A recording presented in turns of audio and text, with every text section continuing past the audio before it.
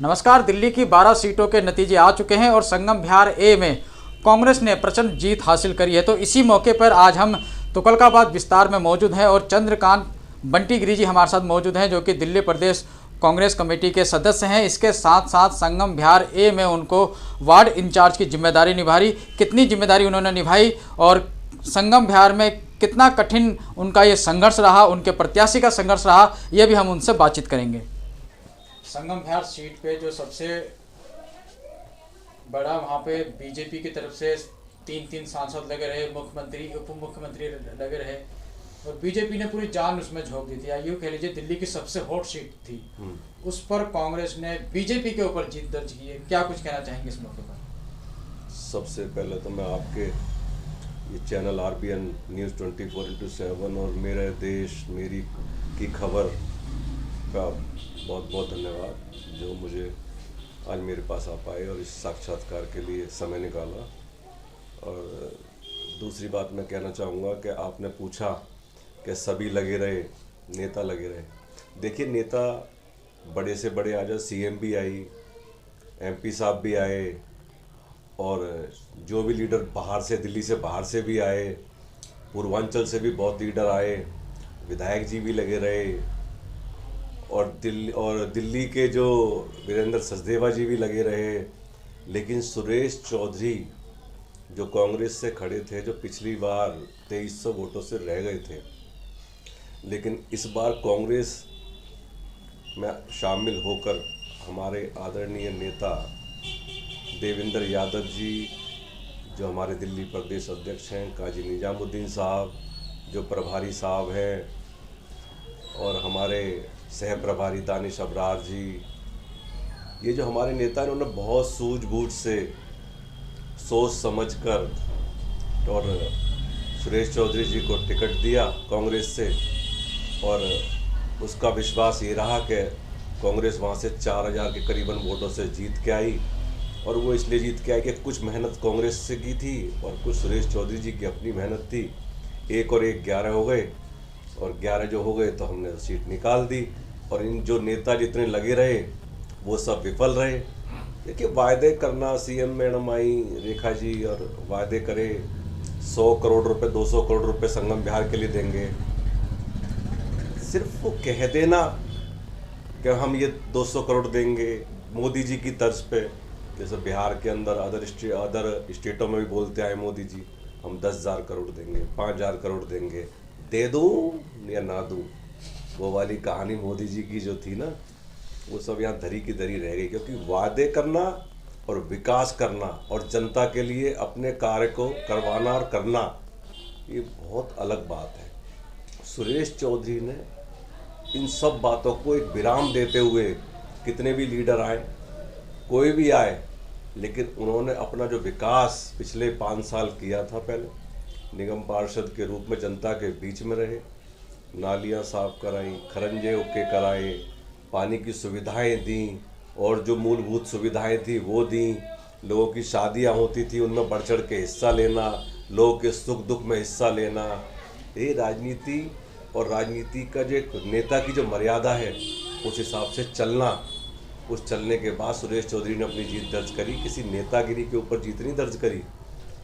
एक नेता का जो प्रारूप है, सुरेश चौधरी ने पूरी दिल्ली को दिखाया कि नेता कैसे होता है, राजनीति में कैसे आ जाता। राहुल गांधी जी की जो बात थी, उन बातों को आगे लेकर क्षेत्र में गए, अपनी बातें भी रखी, दोनों को मिक्स करके आज हम वो चुनाव जीत गए। सर, 2022 में कांग्रेस ने 8 सीटें जीती नगर निगम चुनाव में। उसके बाद 2025 का विधानसभा हुआ, उसमें भी कांग्रेस ने अच्छे प्रत्याशी उतारे और कांग्रेस के प्रत्याशियों ने अच्छा प्रदर्शन किया चुनाव में। और अब जैसे कि उपचुनाव हुआ, उसमें भी कांग्रेस की 1 सीट आई। तो अब ये माना जाए कि कांग्रेस का जो वनवास था अब खत्म होने की ओर है, कांग्रेस उभरनी शुरू हो गई है। जी देखिए, मैं बताऊं आपको, दिल्ली के अंदर विधानसभा का चुनाव भी हमारे अध्यक्ष देवेंद्र यादव जी की अगुवाई में बहुत ही अच्छा लड़ा गया दिल्ली के अंदर। जब हमारा वोट पोल इतना नहीं बढ़ पाया, लेकिन हमने उसको भी चुनाव को बड़े दमखम से लड़ा। 7% के करीबन हमारा वोट था, जो आज वोट शेयर हमारा 14% पे पहुंच गया। इसका मतलब लोगों के दिल में कहीं ना कहीं कांग्रेस की से एक उम्मीद जो लोग लगा के रखते हैं कि भाई इस पार्टी से हमें इस पर भरोसा है, वो भरोसा कहीं ना कहीं कांग्रेस के प्रति लोगों के अंदर वापस आता नजर आ रहा है। आपको भी जिम्मेदारी संगम बिहार की मिली थी पार्टी की तरफ से, आपने भी अपनी जिम्मेदारी बखूबी रूप से निभाई होगी, तो इसका पूरा क्रेडिट जो आप कांग्रेस की जीत हुई है, सुरेश चौधरी जी की जीत हुई है, इसका पूरा क्रेडिट आप किसको देना चाहेंगे? श्रेय मैं अपना पूरा क्रेडिट अपने नेता आदरणीय श्री देवेंद्र यादव जी को देना चाहूँगा, जिन्होंने हमें ज़मीन पर जाकर एक प्रारूप से मेहनत किस तरीके से करनी है, लोगों के बीच में कैसे जाना, लोगों को जागरूक कैसा करना है, वो हमें बताया, जिसके फलस्वरूप हम इस सीट को जीतने में कामयाब रहे। और मैं धन्यवाद देना चाहता हूँ हमारे और भी विभाग थे, जो जैसे दिल्ली प्रदेश महिला कांग्रेस कमेटी है, दिल्ली प्रदेश माइनॉरिटी सेल है, जो और सेल जो यूथ कांग्रेस है, जिन्होंने हमारे साथ बखूबी वहाँ पे साथ दिया। और उस साथ देने की वजह से हम लोगों के घर तक पहुँच पाए तो हम कांग्रेस को वापस वहाँ पर ला पाए। एक बात और है सर कि आपने जो इतनी मेहनत की है और यहाँ पर जो है एक कांटे की टक्कर थी आम आदमी पार्टी, बीजेपी, कांग्रेस की, और सबसे अच्छे बहुमत से जो कांग्रेस जीती है, एक नया पौधा लगाया है कांग्रेस का, एक नया ही पौधा लगाया है समझ लो। अब इससे फल फूल और आगे के जब बढ़ेगा, तो ये जो बीजेपी ने अभी जो क्या कहते हैं ट्यूबवेल बनाने के लिए बोला था 50 और 2 करोड़ रुपए देने के लिए बोला था, तो क्या अब ये देंगे? देखिए, मैं आपको बताऊं, अगर कोई जनता के प्रति ये सोचता हो कि जनता उनको वोट जब ही डाले जब वो वहाँ पे 100 करोड़ देंगे और ट्यूबवेल पास करके अपनी राजनीति चमकाएंगे, तो ये भूल जाए नेता। जनता को पता है कि किस आदमी के ऊपर हमें विश्वास करना है, किसके ऊपर हमने विश्वास करके आगे वोट डालना है। इस मामले में बखूबी आप लोग जानते होंगे, सुरेश चौधरी ने ज़मीन पर काम किया, लोगों के साथ काम किया, और उसी बात को देखते लोगों ने वोट भी डाला। और रही बात इसकी कि 100 करोड़ की और 50 ट्यूबवेल की, 15 साल से करीबन बीजेपी की सेंट्रल में गवर्नमेंट है। इससे पहले झाड़ू की भी सरकार रही थी, जल बोर्ड भी उनके हाथ में था। क्या सुविधाएं दे दी, क्या बता दिया उन्होंने आज तक, क्या करके दिखा दिया? संगम बिहार के रोड का विकास तक नहीं है। जब सीएम जी आती हैं तो दोनों साइड से हरी जाली से एरिया को पूरे को ढक दिया जाता है। सर आप गलत कह रहे हैं, विकास तो हुआ है संगम बिहार के अंदर बहुत अच्छा, जो कि वहाँ पर जो है एक भी रोड साबुत नहीं है और गलियों में पानी नहीं है, नालियाँ भरी रहती है, पीने को पानी नहीं है, इससे और अच्छा क्या विकास करवाओगे? देखिए, विकास तो वाकई आप भी जानते हैं विकास ही है। ये विकास सिर्फ कागजों में हुआ है, विकास सिर्फ सोशल मीडिया पे हुआ है, विकास सिर्फ नाम बदलने का हुआ है, विकास सिर्फ नेताओं के दिल में हुआ है, विकास सिर्फ नेताओं का हुआ है, विकास इनकी जेब का हुआ है। जनता का विकास नहीं हुआ, कॉलोनी का विकास नहीं हुआ। ये सारे के सारे धूर्त हैं जो कांग्रेस की सरकार दिल्ली में जब तक रही, स्वर्गीय श्रीमती शीला दीक्षित जी की अगुवाई में दिल्ली को पेरिस बना दिया था, जिसकी आज तक ये लोग रिपेयरिंग भी नहीं कर पाए दोनों मिलकर। सर आप पानी की बात करते हैं, संगम बिहार में तो हमने वो समय भी देखा है कि पानी बहुत संगम बिहार में बहता रहता है, पानी की कमी नहीं है संगम बिहार में। मुझे बताइए कहाँ पानी बहता है? आज भी लोग बरसात आ जाए तो संगम बिहार की सारी सड़कों में पानी। आप एक बात बताइए, टैंकर माफियाओं के साथ ये दोनों सरकार मिली हुई है। पहले झाड़ू मिली हुई थी 15 साल से, अब भाजपा मिली हुई है। उस पर इतने बड़े बड़े पोस्टर और फोटो लगा देते, एक तरफ रेखा गुप्ता जी का, एक तरफ मोदी जी का। लोगों को टैंकर से जितना ये पानी दे रहे हैं, क्या ये लाइनों में पानी नहीं दे सकते? क्या वहाँ पे लाइनें नहीं जा सकती? जितना खर्चा ये टैंकरों के स्वरूप हो रहा है, इससे खर्चा कम महीने का आता है। अगर हम एक बार लाइन डाल देते हैं, ट्यूबवेल बनवा देते हैं, या ट्यूबवेल का ये जो हम 50 ट्यूबवेल जो दे रहे हैं, जिनकी ये बात कर रही थी रेखा गुप्ता जी, अरे 50 ट्यूबवेल तो आप वैसे भी दे सकते हैं। मतलब आपका नेता कोई चुनाव लड़ेगा पार्षद का, तो आप 50 ट्यूबवेल भी देंगी, 100 करोड़ भी देंगी संगम बिहार को, अदरवाइज आप नहीं देंगी। ये तो बहुत सौतेला व्यवहार है। अच्छा सर, एक सवाल और पूछना चाहता हूँ मैं। चुनाव में आपको जिम्मेदारी मिली संगम बिहार की, आप भी घर घर गए होंगे, लोगों से मिले होंगे, वोट देने की अपील की होगी कांग्रेस को, सुरेश चौधरी जी को। तो जो भाजपा ने 2025 में 2500 देने की बात कही थी, होली और दिवाली में फ्री सिलेंडर देने की बात कही थी, 500 रुपये में गैस सिलेंडर देने की बात कही थी, इन 3 वादों के खिलाफ क्या लोगों में नाराजगी आपको दिखी क्या? देखिए, ये तो नाराज़गी 100% थी ही थी।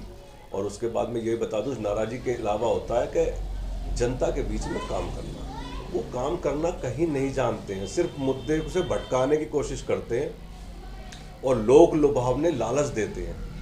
जैसे बिहार के अंदर देखिए, जब चुनाव है, आचार संहिता का उल्लंघन करके आप 10-10 हज़ार रुपये महिलाओं के खाते में डाल रहे हो तो आप चुनाव जीतते हो। मध्य प्रदेश के अंदर आप पहले 5-5, 4-4 हज़ार रुपये डाल देते हो तो आप चुनाव जीतते हो। हरियाणा में भी आप यही करते हो और बाद में लोगों को पैसे देते नहीं हो। जो वादा कर देते हो, जो आप बताते हो, जो आपका वो आता है मैनिफेस्टो, उसमें आप जो लिखते हो वो काम कुछ भी नहीं होता। किसान के प्रति हो, चाहे सिलेंडर के प्रति हो, चाहे और भी कई चीज़ें ऐसी हैं। आप दिल्ली के अंदर देखिए ना, ये कर क्या रहे हैं। 2,500 की बात करते थे, दे दिया किसी को 2,500। सिलेंडर की बात करते थे, दे दिया किसी को सिलेंडर फ्री। ये सब बेकार की बातें हैं। पहले 15 लाख का जुमला छोड़ा, अब 2,500 का जुमला छोड़ दिया रेखा गुप्ता जी ने, और फिर बाद में कहते हैं हम तो मजाक कर रहे थे। यस, राजनीति में मजाक थोड़ी है, ये तो लोगों से आप वादे करके लोगों के बीच जाने की बात कर रहे हो। तो मैं यही कहना चाहूँगा कि अगर आगे भी भाजपा को इसी तरीके से तैयारी करनी है अपने चुनाव की, कि लोगों को लोग लुभावन लालच दें, तो खूब करें, लेकिन जनता अपना जवाब उनको देगी और जनता जवाब दे रही है। मोदी जी कहते हैं कि हम किसी को यहाँ पर किसी को गरीब नहीं रहने देंगे, लेकिन यहाँ तो देखा है कि जो झुग्गियों में लोग रहते थे वो भी तोड़ दी गई, और क्या कहते हैं, आप जो रेडी पटरी लगाते थे लोग कमाते थे वो भी खत्म कर दिए गए। तो ये गरीबों को हटा रहे हैं या गरीबी को हटा रहे हैं? ये देखो, गरीबों को भी हटा रहे हैं, गरीबी को भी हटा रहे हैं, मंदिरों को भी हटा रहे हैं। मैं आपको बता दूं बड़े साफ सीधे शब्दों में कि ये विफल हैं हर जगह आज की डेट में। ये गरीबी की बात करते हैं, ये कहते हैं कि हमने तो राशन दिया लोगों को। मैं कह रहा हूँ इस देश को इतना सक्षम बनाओ कि किसी को हमें राशन देने की ज़रूरत ही ना पड़े। आप सिर्फ राशन के ऊपर उनसे उनका वोट खरीद लेते हो। बेचारे 5 साल बेकार रहते हैं, उन्हें 5 किलो अनाज पे आप उनको संयुक्त रख देते हो। तो गरीबी तो दिन पर दिन, कहते हैं हमने 100 करोड़ लोगों को 5 किलो राशन दिया। अरे आपने गरीबी किस कदर बढ़ा दी, ये देखो। आप 5 किलो राशन जो आप दे रहे हो उसकी गिनती बढ़ रही है। इसका मतलब कहीं ना कहीं क्या हो रहा है कि हम सरकार चलाने में विफल हैं, लोगों के प्रति हम कुछ भी करने से हम विफल हैं। राशन की जगह रोजगार दो। राशन की जगह रोजगार भी दे सकते हैं। लोग पढ़े लिखे बच्चे हैं जो आज धक्के खा रहे हैं, नौकरियां कहीं मिल नहीं रही हैं, और सिर्फ ये हवाबाजी चल रही है कि हमने 10 लाख नौकरियां दे दी, 1 करोड़ नौकरी देंगे, 2 करोड़ नौकरी देंगे। आप आज किसी भी स्टेट में चले जाइए, गवर्नमेंट के जो पुराने कर्मचारी हैं वो सेवानिवृत्त हो रहे हैं, पर नई भर्ती कोई नहीं हो रही है। जो होनी चाहिए थी जिस स्वरूप में, वो बिल्कुल नहीं हो रही है। सर, आपका बहुत बहुत धन्यवाद, आपने अपना कीमती समय दिया, हम लोगों से चर्चाएं की।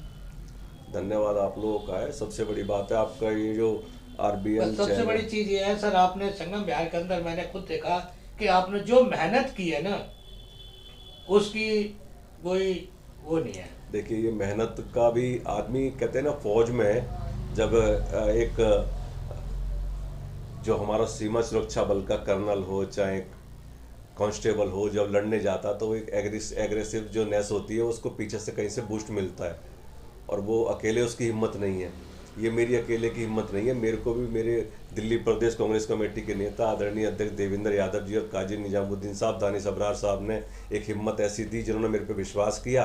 तो मैं इसलिए वहाँ पे अपना कोशिश करी कि मैं एक क्लास में जैसे जाता है बच्चा तो वो अपनी कोशिश करता कि मैं अपना 100 में से 100 अंक करने की कोशिश करूँ, तो मैंने भी उसी तरीके से 100 में से 100 करने की कोशिश करी है। तो यही मेरा वो है। बहुत बहुत धन्यवाद है सर आपका।